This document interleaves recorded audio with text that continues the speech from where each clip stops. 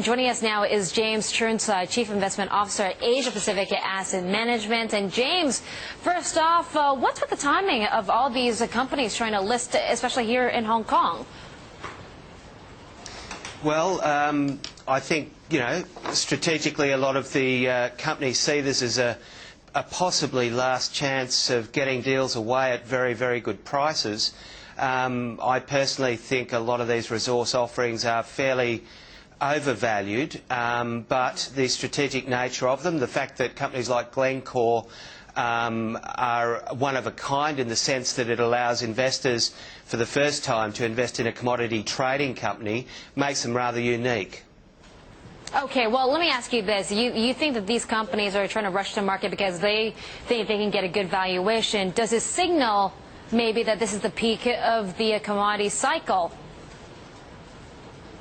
Well, it depends whether you think it's a cycle within a cycle. We personally believe that we're right in the middle of a, what could be described as a super cycle. Perhaps it's not even a cycle in the long term. The strategic nature of the availability and the supply of commodities make this sector a very, very attractive sector long term. I think you're right to suggest that we're in a cycle, a shorter cycle, and it could be that we're approaching a bit of a top. Certainly the valuations from our perspective look fairly rich, and obviously companies will seek to take advantage of that when they can. Okay, well, we talked about timing. What about location? I mean, we were talking about Resource House, which is Clive Palmer's coal and iron ore producer. That's based in Queensland. Glencore, an international trader. Why choose Hong Kong? Is that where the cash is at? Well, I think there's a lot of interest in commodity stocks from the entire Asia Pacific region.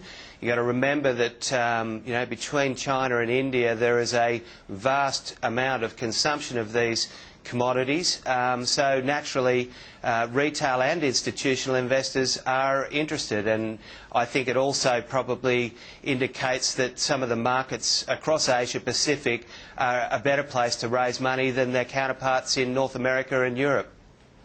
Okay, well, James, I know you operate a fund of funds. So given the, paltry performances we've seen on day one of these commodity players here in Hong Kong, would you be going in and shorting on debuts?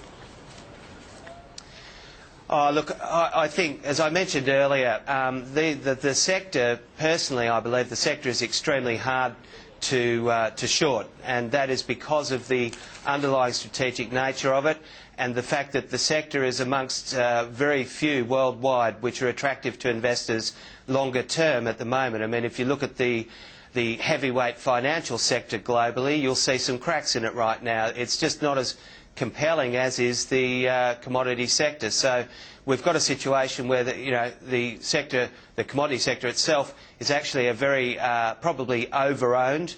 There's a very narrow trade there. There's a lot of speculators, and so makes for a very volatile mix.